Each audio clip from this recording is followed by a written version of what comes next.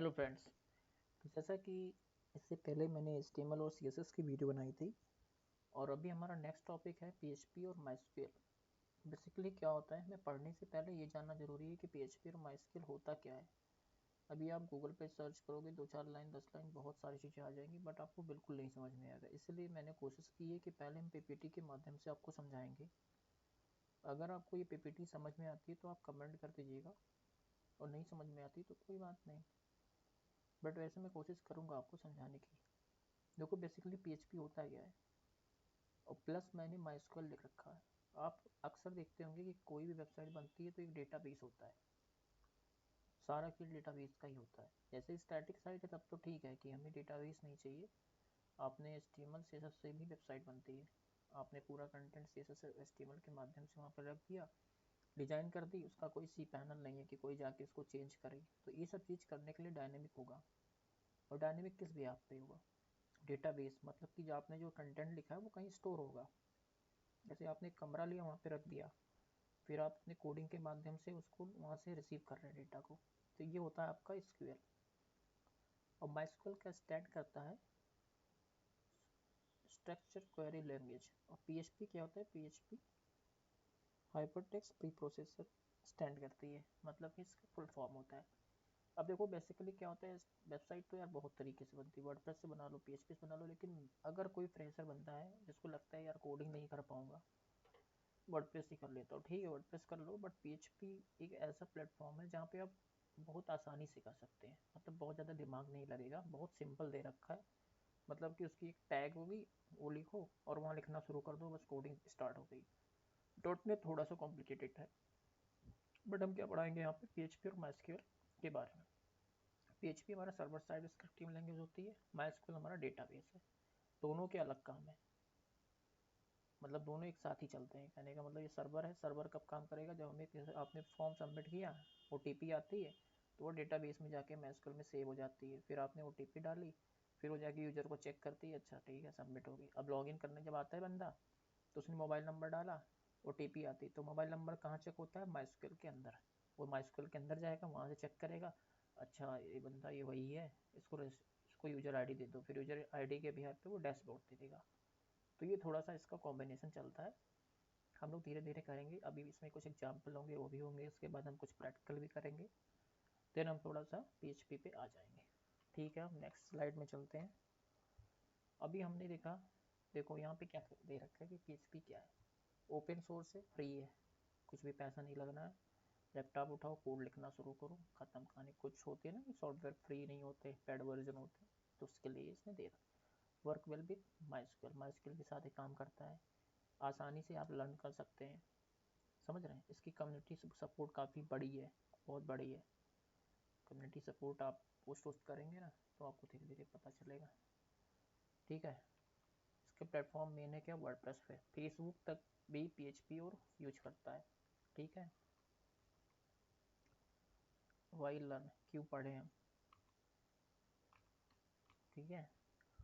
उसके बाद में आ गया आपका MySQL क्या होता है।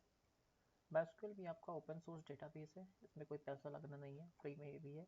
Store and manage data work, देखो स्टोर एंड मैनेज मतलब आप जो डेटा फिल करते हो उसको ये स्टोर करता है और मैनेज भी करता है।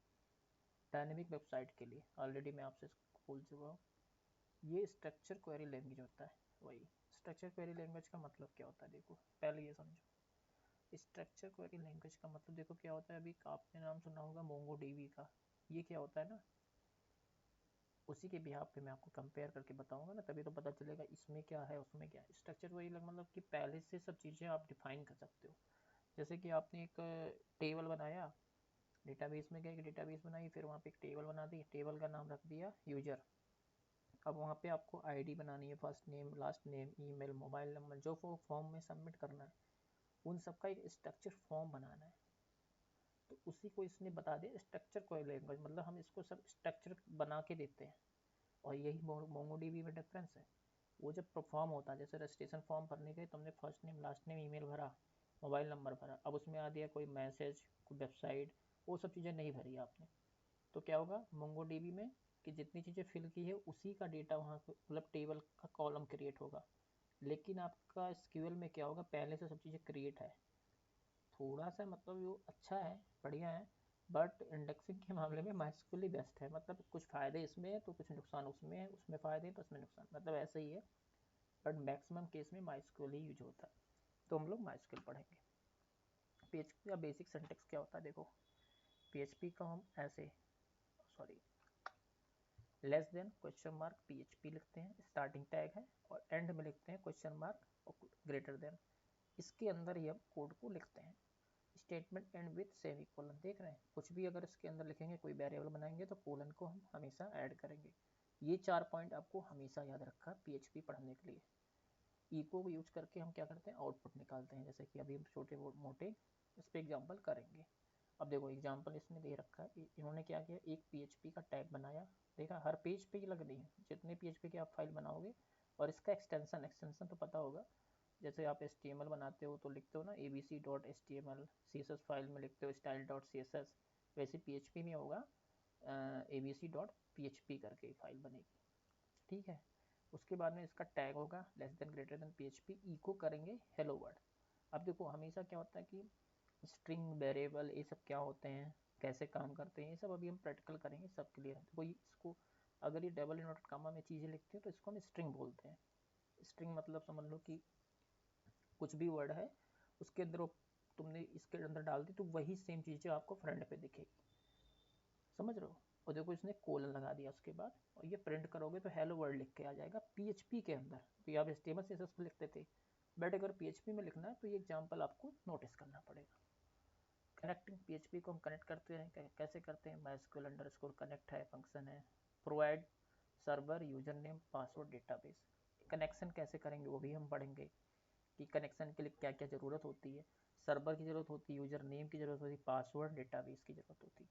बट हम लोकल पे काम करेंगे तो हमें सर्वर हमारा लोकल होस्ट ही चलेगा, जो कि अभी मैं दिखा दूंगा आपको। यूज़र नेम हमारा रूट होता है, पासवर्ड ब्लैंक होती है, और डेटाबेस में डेटाबेस का नाम चलता है, ठीक है। नीचे देखो दे दिया वैसे ही, MySQL underscore connect local host root test, password इन्होंने ब्लैंक छोड़ दिया। ऑलवेज चेक कनेक्शन, मतलब आपको कनेक्शन को थोड़ा चेक करना रहेगा कि मतलब चल रहा है नहीं चल रहा है। बेसिक डेटाबेस ऑपरेशन, देखो ये 4 ऑपरेशन ऐसे है ना, हमको 10 साल का एक्सपीरियंस हो जाएगा तब भी आपको ये करना ही करना है। इंसर्ट करेंगे, डेटा रिट्रीव करेंगे, अपडेट करेंगे, डिलीट करेंगे, बस ये 4 चीज़ें हमेशा। इंसर्ट इनटू टेबल नेम चलता है, select star from table name चलता है, अपडेट के लिए भी आपका अपडेट टेबल नेम वेयर जिसकी ID 5 हो, या वेयर जिसका मोबाइल नंबर ये हो, तो ये अपडेट हो जाए। एक एक ऐसे एग्जाम्पल के साथ काम करेंगे। डिलीट में होता है आपका, आपने direct delete from table name लिखेंगे, पूरी डिलीट रो हो जाएगी, लेकिन डिलीट के केस में बहुत केयरफुली काम करते हैं, क्योंकि सोचो आपके पास 50 लोग का डेटा है, आपने delete star from table name मारा, सब उड़ गया डेटा। अब वहाँ पे कंडीशन, मतलब कंडीशन के साथ डिलीट को ही लेना चाहिए। शुरू शुरू में आपको लगेगा उड़ाना, मज़ा आएगा, ठीक है। Simple PHP MySQL example, connect database, run select query, fetch करेंगे MySQL अंडरस्कोर फेच जो। देखो PHP में क्या होता है ना, बेसिक काफ़ी बहुत चीज़ें होती है, तो एक बेसिक सा इंट्रोडक्शन है। इसमें जानते हो मेन क्या होता है, एरे, ठीक है। एरे का मतलब समझ लो ऐसे होता है कि मल्टीपल चीज़ों को स्टोर करने के लिए हमने एरे एक बना दिया, समझ रहे हो। एरे कितने टाइप के होते हैं, अगर इंटरव्यू क्वेश्चन कोई पूछेगा PHP के तो क्या होंगे, एरे कितने टाइप के, एरे 3 टाइप होते हैं। अब आप बोलोगे 3 पॉइंट पे बंदा क्या बता रहा है, देखो एजोक लिखा है ना, एजोक को मतलब होता है एसोसिएटिव एरे। एसोसिएटिव एरे का मतलब होता है की वैल्यू फॉर्म में डेटा आती है। Indexing array, associative multi dimensional array होता है, कि मतलब 2D फॉर्म में डेटा आ रही है। अभी आपने देखा होगा रिसेंट में कहीं पे जैसन वैसन बहुत ज़्यादा यूज करते हैं ना, तो वो सब समझ लो यही सब सीन है इसका। अभी आगे करेंगे धीरे धीरे आपको समझ। इसमें एक और क्वेश्चन बनता है कि फाइल को इंक्लूड कैसे करते हैं, तो उसके लिए क्या होता है, इंक्लूड नाम का इनका कुछ एग्जिस्टिंग फंक्शन होता है, मेथड, उसमें हम फाइल को इंक्लूड करवाते हैं। अब इंक्लूड होता है, रिक्वायर्ड क्या होता है, ये सब चीज़ें हम प्रैक्टिकली करेंगे, धीरे धीरे हम उसको कर करके सीखेंगे। इसमें मेन मेन चीज़ें आपकी ये होती है, जैसे फाइल, सबसे बड़ी चीज़ होगी फाइल को इंक्लूड करना। इंक्लूड वंस होता है, एक डायरेक्ट इंक्लूड होता है, उन दोनों में डिफरेंस क्या है। इंक्लूड में क्या करते हैं, हम फाइल को इंक्लूड कर लिया और फिर हमने नीचे इंक्लूड लगा दिया, मतलब उसी इंक्लूड फंक्शन के साथ कई बार उस फाइल को यूज कर, लेकिन आपने इंक्लूड वंस लगा दिया, मतलब कि एक बार ही ये यूज होगा। आपने अगर एक बार यूज कर लिया, कोई दूसरा बंदा आके यूज कर रहा है, तो अगर इंक्लूड वंस करके वो फाइल फिर से करेगा तो वो नहीं आएगा, क्योंकि वो पहले से वंस के अंदर पड़ा हुआ है आपका फाइल, ऐसे समझो। तो ये डिफरेंट होते हैं। उसके बाद में हम फेच करने की बहुत सारी क्वेरी होती है। पहले तो हमारी ये हो गई माइस्क्यूएल अंडरस्कोर एजॉक करके, एंड जिस फॉर्म में डेटा आपको चाहिए वो डेटाबेस से डेटा सेट करके निकाल के दे देगा। इसमें एक व्हाइल कीवर्ड करके होता है, उसको यूज करके, ठीक है। Display data in HTML table, ठीक है। पीएचपी मास्टर डायनेमिक वेबसाइट के लिए यूज करते हैं। कोर स्किल जो आपकी होती है web development, easy start powerful real project practice to sky. अब इसमें हम क्या करते हैं कि इसको हम थोड़ा सा प्रैक्टिकली करते हैं, वो भी सब लाइन में करेंगे, ठीक है। बढ़िया, ठीक है। हम इसको बंद कर देते हैं, आ जाते हैं हम, ये रहा सबलाइन है, ठीक है। जैम्प आपने स्टार्ट कर रखा होगा, ये रहा, ठीक है। अब हम एक डेटाबेस बना लेते हैं माइस्क्यूएल पे, ठीक है। माइस्क्यूएल के एडमिन पे चलेंगे और यहाँ पे एक डेटाबेस बनाएंगे जो कि हमारे पीएचपी के लिए होगा। सारा काम पीएचपी का। ये देखिए एक डेटाबेस है,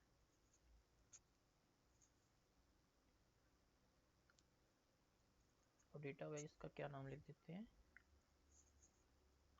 पीएचपी टेस्ट, ठीक है।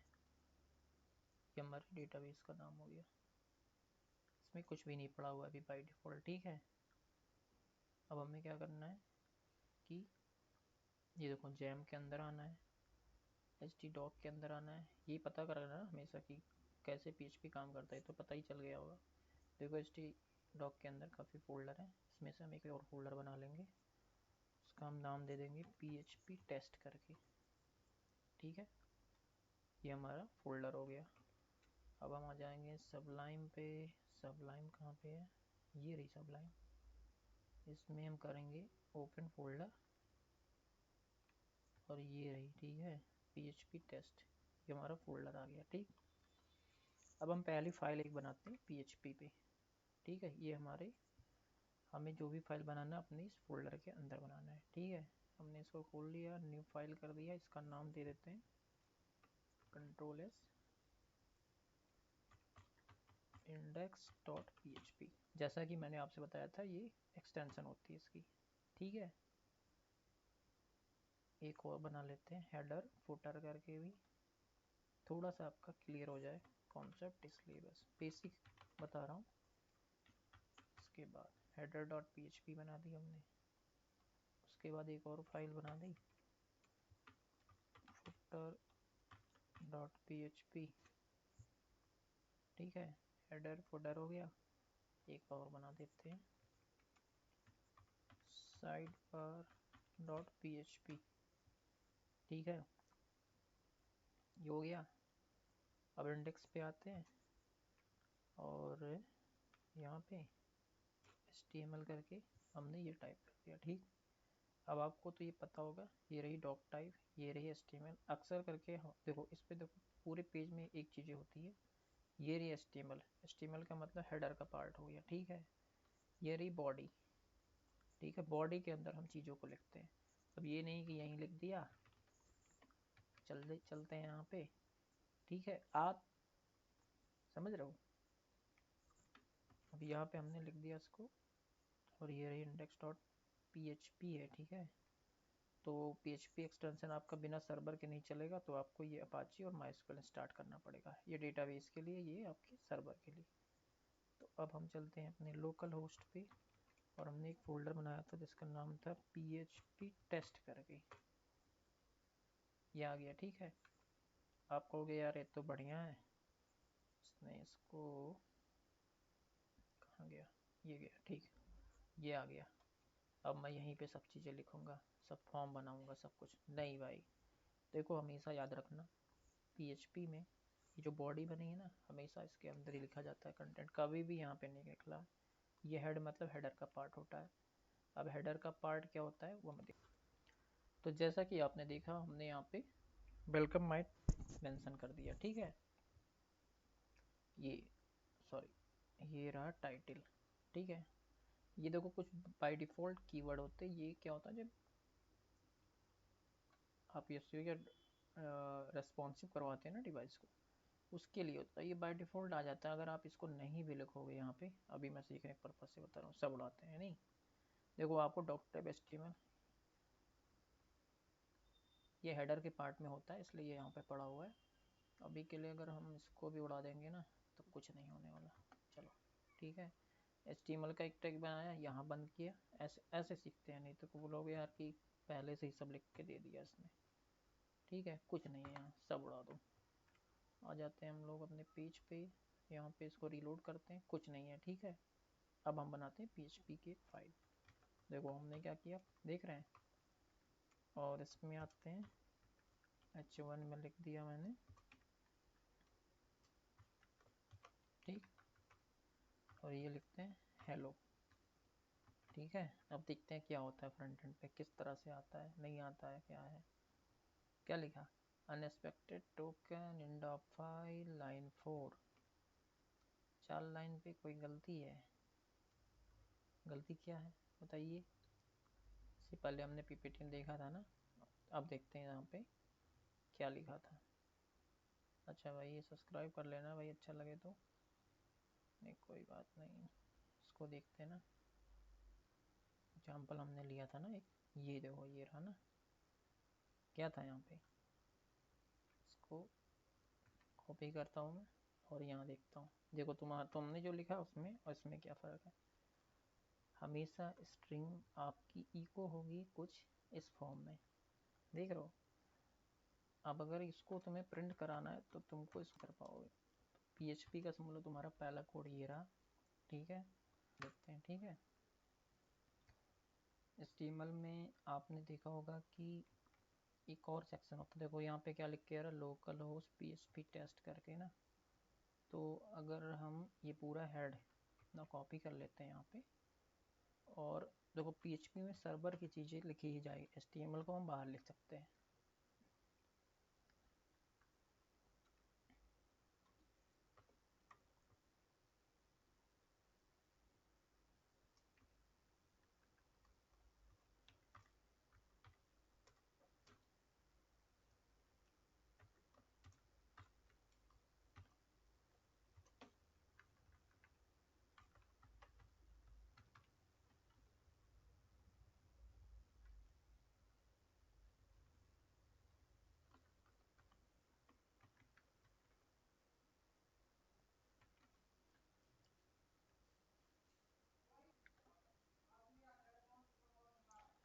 हाँ, तो जैसा कि आपने देखा था कि हमने यहाँ पे इसको जैसा कि आपने देखा हमने यहाँ पे इंक्लूड लगा दिया, और ये हेडर डॉट PHP है। और हमने एक काम और किया कि हेडर के अंदर हमें यहाँ पे कुछ ऐसे था ये पहले। ठीक है, तो आपने ये देखना है हमेशा कि क्या ये बंद है। हाँ ठीक है, हेड बंद है, HTML नहीं बंद है। तो हमें यहाँ पे HTML को बंद कर देना है। बॉडी में ही हमें हमेशा हर चीज़ें लिखनी है, चाहे जो भी हो। ठीक है, बॉडी आ गया, एक H1 टैग ले लिया, हेलो लिख दिया, और ये बंद हो गया। ठीक है, और हमने इसको इंक्लूड कर दिया। देखो इसको ऐसे भी कर सकते हैं, पहले इसको देख लेते हैं। हमने हेलो लिख रखा है, ये आ गई हेलो, ये रही हेलो PHP।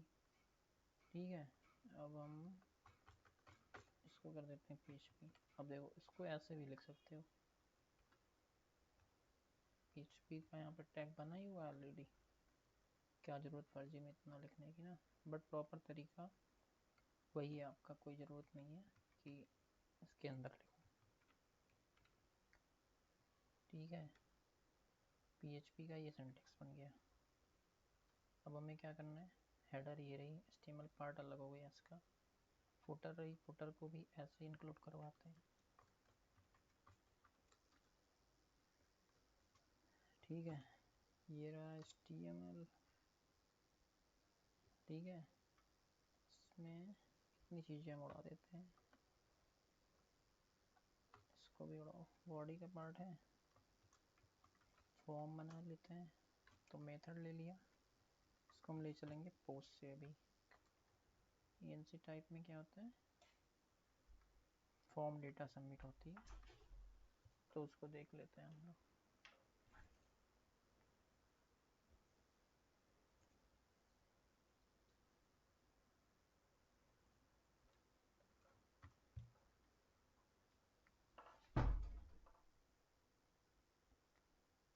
तो अभी हम क्या करेंगे, सबसे पहले एक टेबल ले लेते हैं 1p और td ले लिया, td का नाम देते हैं tr ले लिया, इसके अंदर रहेगी आपकी td। इसको देखते हैं पहले विथ नेम क्या बना। ठीक है, फर्स्ट नेम आ गया। अब एक और हम td लेंगे, इसमें लिखेंगे इनपुट टाइप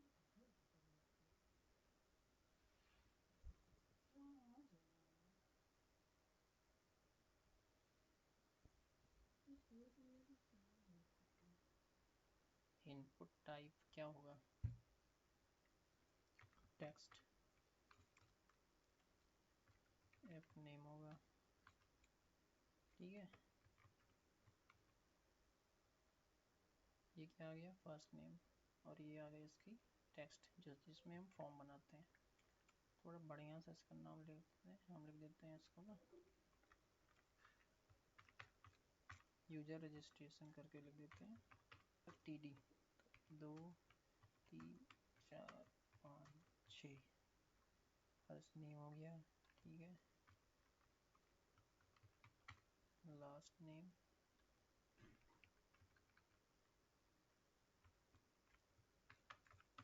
जेंडर,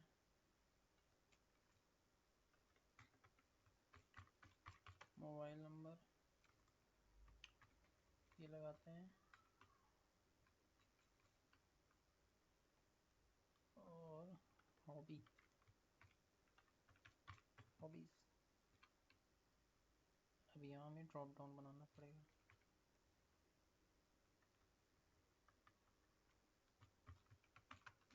सेलेक्ट, ठीक है, HUBBIES। देखो नेम वो होता है, इसके माध्यम से हम डेटाबेस में स्टोर कराएंगे, तो सबके नाम अलग अलग होंगे क्योंकि अलग अलग कॉलम है। ठीक है, इसको ऐसे थोड़ा कर लेते हैं तो ज़्यादा समझ में आएगा हम लोगों को। देखो ऑप्शन आ गया, ऑप्शन में हॉकी, ड्रिल 11 भी तुम्हारा बैन ही हो गया है, तो CRICKET, क्रिकेट।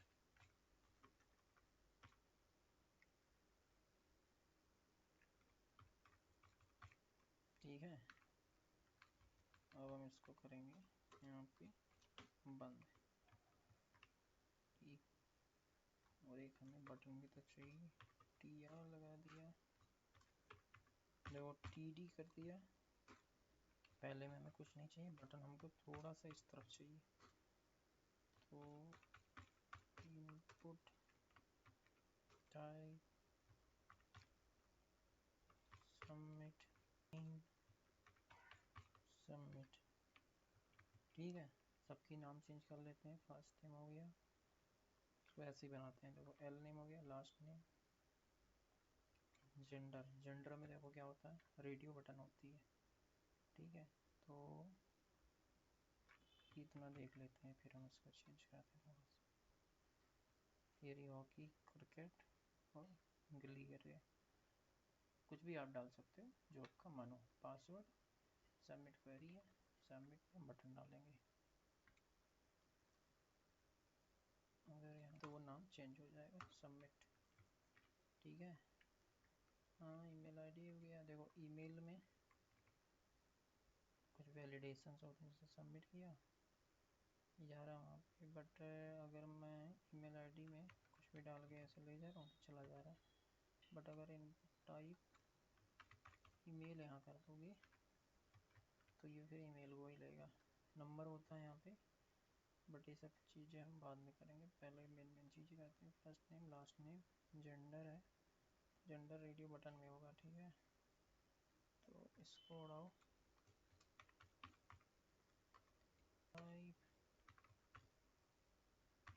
रेडियो, ठीक है।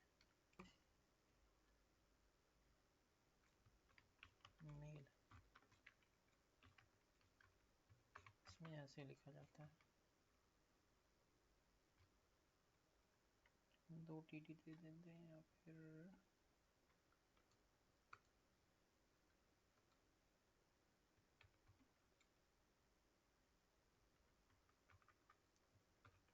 फीमेल,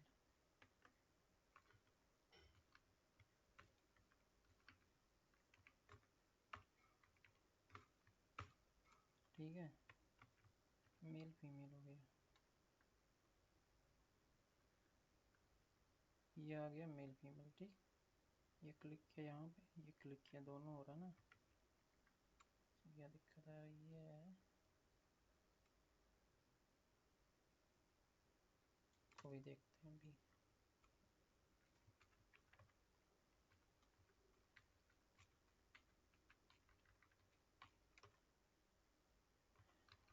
नाम दोनों का सेम ही जाएगा,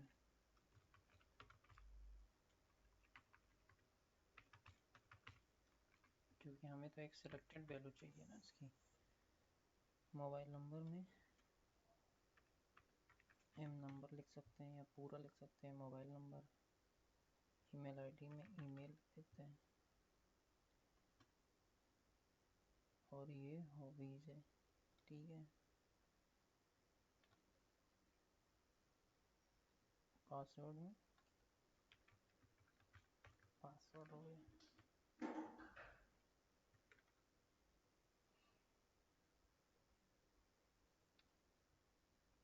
ठीक है। ये देखो चलने लगा ना। अभी दोनों ही सिलेक्ट हो रहे थे, बट अभी एक ही सिलेक्ट हो रहा है। तो ये कैसे हुआ, जो हमने ये नेम लिख दिया, जेंडर सेम। देख लेते हैं एक चीज़, ठीक है। देखो हाँ, नेम सेम लिखा है, तब जाके ये सही हुआ। ये थोड़ा सा आपको ध्यान देना पड़ेगा,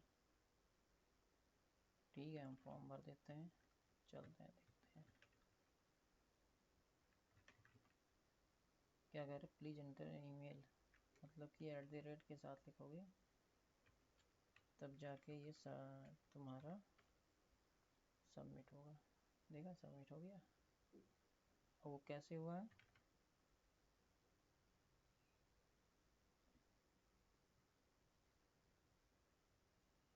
इनपुट टाइप ईमेल लिखने से, ठीक है। अब ये तुम्हारा HTML का फॉर्म बन गया, ठीक। अब इसमें हमें क्या करना है कि इसको सबमिट करवाना है। इसके क्लिक पे फॉर्म हो गया। PNG टाइप इमेज उमेज की लेता है, इमेज हमने लिया ही नहीं, तो ठीक है, कोई दिक्कत नहीं, इसको ऐसे रख सकते हैं। और मेथड को लास्ट में ही रखते हैं, ठीक है। इसमें एक पैरामीटर होता है एक्शन करके, PHP में आ जाते हैं। इससेट नाम का एक इसमें फंक्शन होता है, ठीक है। उसको देख लेते हैं।